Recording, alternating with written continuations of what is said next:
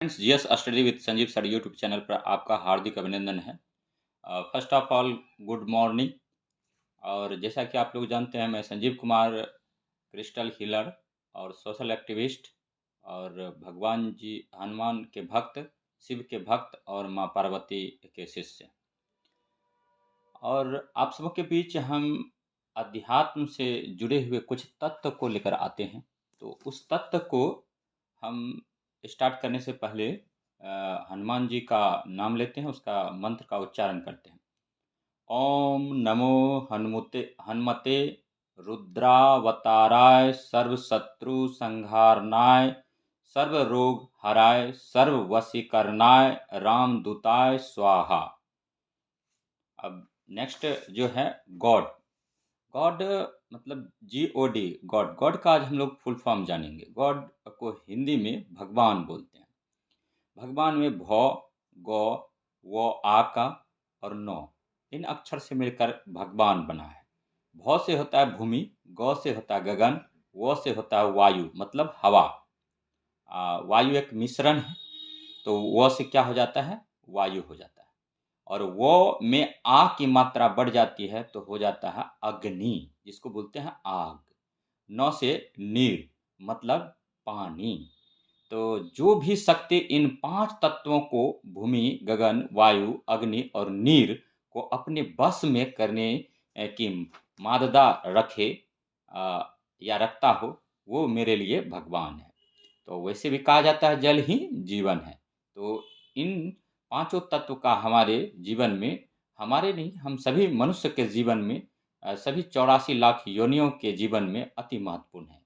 जैसे I can control this things, I am a super human, that is when I call somebody god. Thank you universe, power of universe. अब बात है कि अच्छा मनुष्य किसी भी रिश्ता को खोना नहीं चाहते हैं। ना चाहते हुए भी अगर रिश्ता को खोना पड़े तो डोंट माइंड, फॉरन गॉड से रिश्ता को कनेक्ट कर लेना चाहिए। Everything is God, God is everywhere, it's okay, it's over, don't mind. Next जो आज का लाइन है, मेरे माइंड में मेडिटेशन के दौरान आया था। रिश्तों में भरोसा और मोबाइल में नेटवर्क ना हो तो लोग गेम खेलने लगते हैं। ठीक है। नेक्स्ट नेक्स्ट पॉइंट है आज का। आज हम लोग ओम ग गण गणपति विंध्य विनाशिनी स्वाहा का मंत्र का उच्चारण करेंगे और जिंदगी में सबक लेकर आगे बढ़े। मनुष्य को हमेशा सन और स्टार के भांति चमकने का कोशिश करना चाहिए। पैरों को खोल जमाना उड़ान देखता है, जमीन पे बैठ के आसमान दिखता है। आज तक किसी ने मुझे सोना नहीं कहा, लगता है मैं डायमंड हूँ। अगर आपको कोई कोयला कहे तो आप सोना यानी डायमंड में बनने का कन्वर्ट कीजिए। ठीक है। ज़िंदगी में बड़ी सी बड़ी मुसीबत आ जाए, कभी हिम्मत मत हारना है। ठीक है, डटे रहना है। ठीक है। और honesty is the best policy, कर्म ही पूजा इत्यादि पर, ठीक है, अपना ध्यान आकृष्ट करना है। तो चलिए आज जो है थोड़ा सा आज का विचार जानते हैं। आज 18 अक्टूबर 2024 है। अस्तित्व में ऐसा कुछ भी नहीं है जो आध्यात्मिक ना हो। हर चीज़ आध्यात्मिक है। अ, बसे उसे बस उसे समझा नहीं गया है। अगर आप जागरूक हो तो हर चीज़ आध्यात्मिक है, और अगर आप जागरूक नहीं हैं तो हर चीज़ भौतिक है। आपके हृदय में आध्यात्मिक प्यास तभी जगती है जब आप इस बात को समझ लेते हैं कि आप मरने वाले हैं। राम का नाम सत्य। तो सत्य क्या है इस जगत में? तो ये, ठीक है, ये कलयुग है। यहाँ पर राम नाम ही सत्य है। ठीक है। अंत में सभी को इन पंच तत्वों में विलीन हो जाना है। पंच तत्व से बना मेरा शरीर है। पंच तत्व ऊर्जा देती है और ऊर्जा सभी जगह सर्वत्र व्याप्त है। आप चाहें तो नेगेटिव ऑरा को क्रिएट कर सकते हैं, आप चाहे तो पॉजिटिव ऑरा को क्रिएट कर सकते हैं। परिस्थितियां आपके अनुकूल हो या प्रतिकूल हो, आपको हमेशा ऑलवेज पॉजिटिव ऑरा को क्रिएट करना है, पॉजिटिव सोचना है। अगर आपको छोटा मोटा काम कर रहे हैं, आपको उसमें भी कोई टांग खींच रहा है, तो उससे और आगे का स्टेप लीजिए, ऊंचा बढ़ने का कोशिश कीजिए। एम बहुत ऊंचा रखिए। ठीक है। अपने में गर्व रखिए, अपने में मेहनत कीजिए उस अनुकूल, और उस प्रतिकूल परिस्थिति को अनुकूल में कन्वर्ट करने को सीखी। थॉमस अल्वा एडिसन ने बल्ब का आविष्कार किया था, वो 99 बार असफल रहे और लास्ट स्टेज में उन्हें सफलता मिली।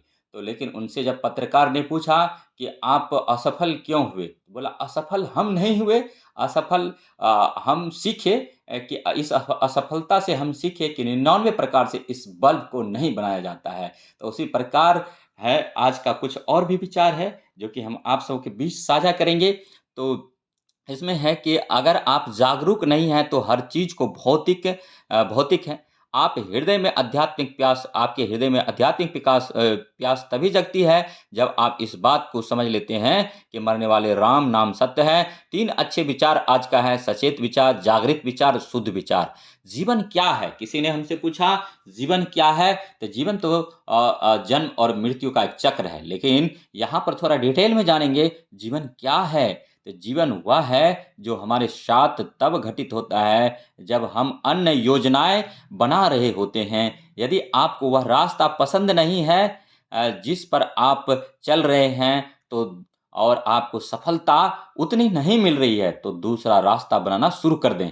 रास्ता नैतिकता का होना चाहिए, रास्ता ईमानदारी का होना चाहिए, रास्ता सौहार्द का होना चाहिए, रास्ता भाईचारा का होना चाहिए, रास्ता जात पात से उठकर होना चाहिए, रास्ता सर्वहितैषी होना चाहिए और रास्ता सर्वव्यापी होना चाहिए, रास्ता लोकप्रिय होना चाहिए, रास्ता प्रेरणादायक होना चाहिए और सराहनीय होना चाहिए। ठीक है। और भी कुछ आज है अध्याय जैसे हम आप सबों के बीच गीता का भी पाठ लेकर आते हैं। तो आज अध्याय 1 से जानेंगे और 1 का पाठ करेंगे कि इसका सार क्या है। हे भगवान, जो अर्जुन को ज्ञान दिया वह ज्ञान मुझे भी मिले। मैं आपकी शरण में आया हूँ। जब कौरव व पांडव युद्ध हेतु कुरुक्षेत्र गए, तब धृतराष्ट्र राजा ने हस्तिनापुर में ही युद्ध देखने का संजय से आग्रह किया।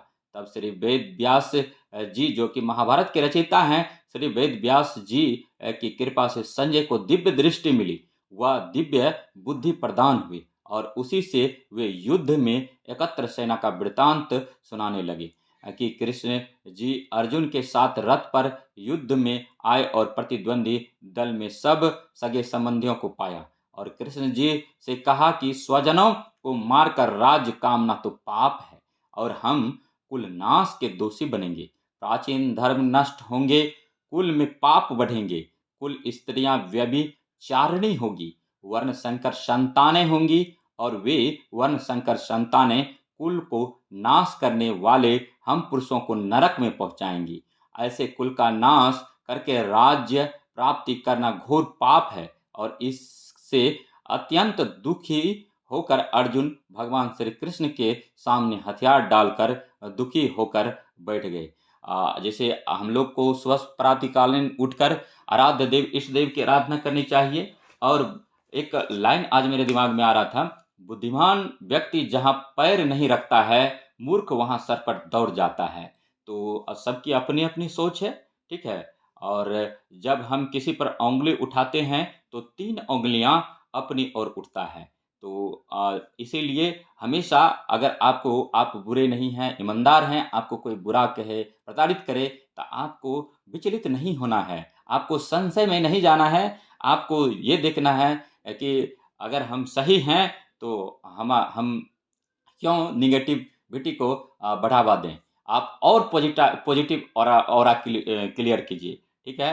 राघव तेरे प्यार में बाबा बना दिया, राघव तुम्हारे प्रेम ने बाबा बना दिया। थोथा चना बाजे घना, पैर पर कटहल हाथ में तेल वाली कहानी को अंजाम नहीं देना चाहिए और हमें हमेशा अच्छे व्यक्ति के संसर्ग में रहना चाहिए और अच्छी अच्छी बातें सीखना चाहिए। ठीक है। और कभी भी निगेटिविटी को अपने ऊपर हावी नहीं होने देना चाहिए। आसपास किसी की हुलिया देखकर उसकी औकात का अंदाजा नहीं लगाना चाहिए। कौन व्यक्ति कैसा है, क्या है, नहीं है। आजकल लोगों को ना कायदे पसंद है, ना वादे पसंद है, बस फायदे पसंद है। तो किसी से फायदे के लिए मत जुड़िए। अगर किसी से फायदा लीजिए तो उससे उसको बेहतर देने का कोशिश कीजिए। Life is a short, smile what you still have teeth. हमें किसी भी सूरत में मायूस नहीं होना चाहिए। गॉड को हंसता हुआ सूरत और सीरत चाहिए और गॉड तभी उसको कुछ देते हैं। अगर गलती से कोई किसी से कुछ प्राप्त कर लेता है और उसका वो नहीं होता है इंटेंशन, तो वो क्षणिक होता है। तदुपरांत उसमें चिंता आने लगती है। गॉड इंसान को कभी भी भूखा नहीं रखता। आप अकेलापन आपका अकेलापन एक वरदान साबित हो सकता है। बस आप में कड़ी मेहनत, लगन और ईर्ष्या रहित, द्वेष रहित आपका मन होना चाहिए। मन पानी की तरह, ठीक है, शांत होना चाहिए, समुद्र की तरह गहरा और शांत होना चाहिए। आपका अकेलापन एक वरदान साबित हो सकता है। आप अपने लक्ष्य को भेज सकते हैं। आपको अकेलापन अगर लगे तो आप सीधे अपने आप को गॉड से कनेक्ट कर दीजिए। गॉड, ईश्वर में वो शक्ति है। ईश्वर आपको रोने नहीं देगा, ईश्वर आपको हँसाएगा, आपके आस-पास पॉजिटिव ऑरा क्रिएट कर देगा। अकेला रहना सीखें, अपने आप पर भरोसा रखें, ठीक है? लाख आदमी आपको धुतकारे, आप बोले आई कैन डू इट, मैं कर सकता हूँ, मैं क्यों नहीं कर सकता हूँ? आज उसेन बोल्ट अगर कर सकता है तो मैं क्यों नहीं कर सकता हूँ?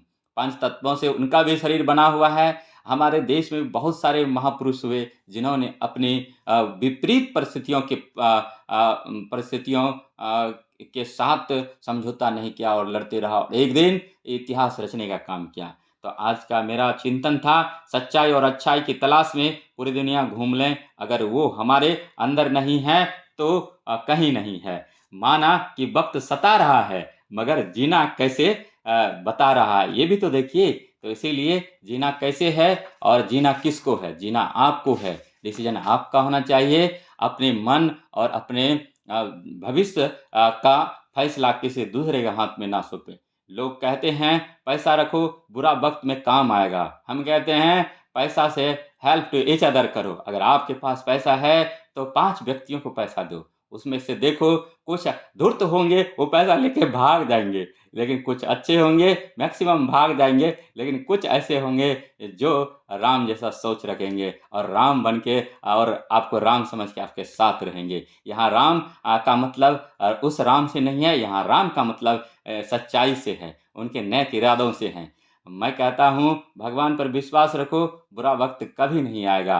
बुरा वक़्त आएगा भी तो वो आसानी से चला जाएगा।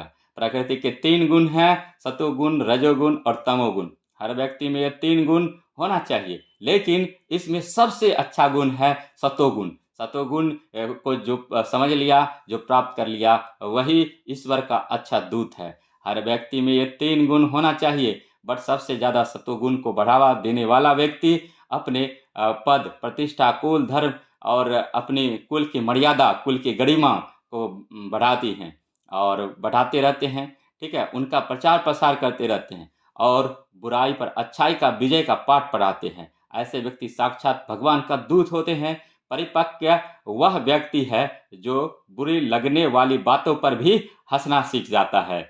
जब तक सच जूते पहन रहा होता है, तब तक झूठ पूरी दुनिया के चक्कर लगा कर आ जाता है। आप चाहे कितना भी किसी के बारे में अफ़वाह फैला दें, लेकिन प्रत्येक व्यक्ति चिंतनशील है। वह कभी न कभी सोचेगा, समझेगा, जानेगा, ठीक है?